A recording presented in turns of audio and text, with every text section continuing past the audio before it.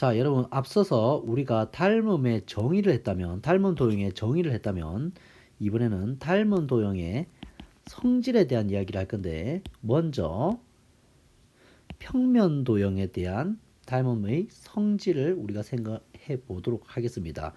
자, 평면 도형에서 닮음의 성질은 닮음인 두 평면 도형에서 대응하는 변의 길이의 비는 일정하다는 성질을 가지고 있고 대응하는 각의 크기는 당연히 같겠죠. 그래서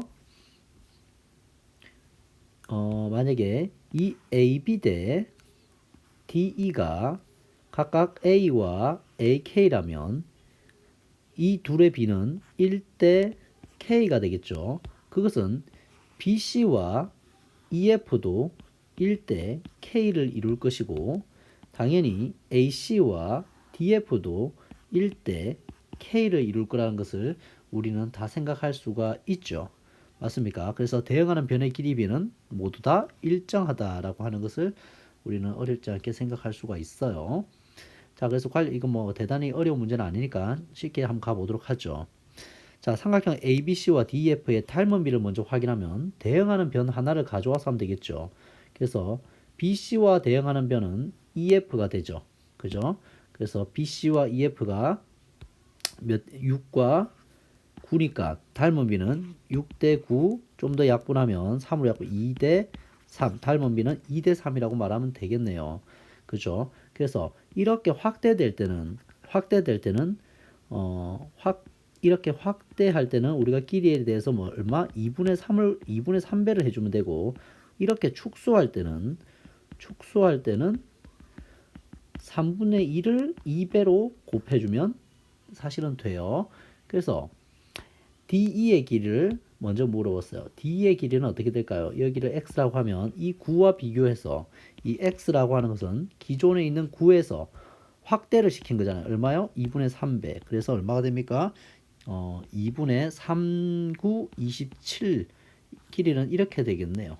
뭐 이렇게 써도 되고 선생님처럼 이렇게 해도 되고 아니면 그냥 비례식을 사용해도 되는 거예요. 어떻게 해요? 9대 x는 2대 3 해서 2x는 3, 9, 27 따라서 x는 2분의 27 이렇게 해도 됩니다. 자, 각시의 크기를 구하시오. 각시는 이 각을 말하는데 대응하는 각이 뭐예요? 오른쪽에 있는 120도가 되는 거잖아요. 그죠? 그래서 각시의 값은 대응하는 각과 크기가 같기 때문에 120도라고 써주면 되겠네요. 어렵지 않죠? 자, 입체 도형에서 이번에는 아까는 평면 도형이었다면 이번에는 입체 도형에서 우리가 닮음의 성질을 같이 얘기를 해보도록 할게요. 이번에는 닮음인 두 입체 도형에서 대응하는 모서리의 길이 이때는 모서리라고 하네요. 그죠? 길이의 비는 일정하다. 두 닮음인 도형은. 그리고 대응하는 면은 당연히 닮은 도형을 이루겠죠. 간단하게 보면은 여기서도 우리가 보면 알 수 있겠지만 뭐 이 AD의 길이가 A면 A-D'의 길이가 AK라고 하면 이 두 도형은 1대 K의 닮은 비를 갖게 되는 거죠. 그죠? 닮은 비를. 그리고 이것은 모든 모서리에서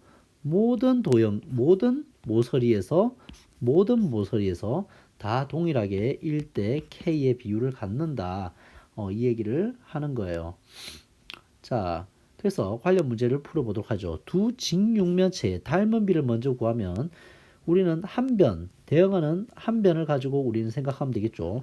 4와 6의 비니까 닮은 비는 어떻게 되겠습니까? 약분하면 닮은 비는 4대 6을 약분하면 2대 3이니까 얘가 닮은 비가 되겠네요. 그죠? 그 다음에 x와 y를 구하라. 닮은 비를 알았으니까 확대하면 몇 배로 확대되는 거예요? 확대하면은 2분의 3배로 확대가 되고 축소를 하게 되면 3분의 2배로 축소가 된다는 것을 우리가 알 수가 있죠. 왜냐하면 닮은 비가 2대 3이니까요. 그죠? 그러면 우리가 x를 먼저 구해볼까요?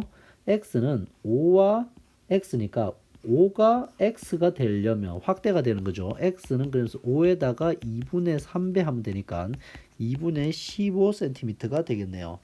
그죠? 2분의 15cm가 되겠고 y는 어때요? y는 9cm가 확대가 된 거잖아요. 그죠? 9cm가 확대가 된 거니까 y는 9에다가 2분의 3배를 하면 되니까 2분의 39, 27cm가 되겠네요. 자, 이렇게 우리가 닮은 비를 이용해서 대응하는 변의 길이를 확인하는 것을 같이 해봤습니다. 자, 이어서 좀 더 나가보면 우리가 이 닮은 비를 가지고 넓이의 비와 부피의 비 사이의 관계를 다룰 수가 있어요. 자, 이것도 간단하게 설명을 해줄게요. 이 닮은 비는 우리가 변이나 또 모서리라고 하죠. 모서리 대응하는 모서리의 비를 말하는 거죠. 근데 다시 말하면 대응하는 변이나 모서리는 몇 차원이에요, 여러분? 직선으로서 1차원이죠. 1차원. 그리고 넓이는 어때요, 여러분? 넓이는 2차원이죠. 2차원. 그 다음에 부피는 어때요? 부피는 여러분들 3차원 공간이잖아요. 맞습니까? 3차원 공간이죠. 이렇게 3차원 공간이에요. 3차원. 그래서 닮은 비가 A 대 B라면 넓이의 B는 A 제곱 대 B 제곱, 부피 B는 A 세제곱 대 B 세제곱으로 생각하면 되겠어요.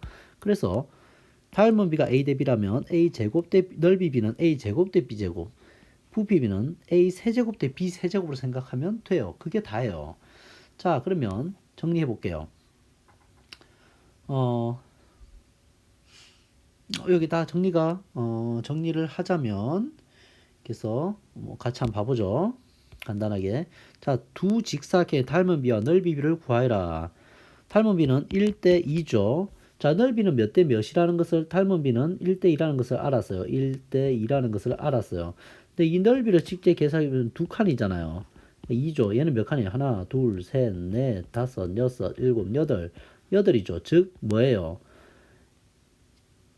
1대 여덟이니까 2대 8, 그러니까 1대 4로서, 즉 다시 말하면 1대 2의 제곱, 1의 제곱 대 2의 제곱, 즉 우리가 아까 선생님이 얘기한 것처럼 넓이 비는 각 닮은 비의 제곱에 비례하는 것을 우리가 확인할 수가 있죠. 닮은 비였다면 넓이 비는 어때요? 넓이의 비는 1의 제곱 대 2의 제곱이 되는 것을 우리가 실제로 확인할 수가 있죠. 자, 그래서 두 직사각형의 닮은 비와 넓이 비를 정리해 보면, 닮은 비는 이 길이를 가지고 바로 가면 되겠죠. 이 길이와 이 길이는 몇 대 몇이에요?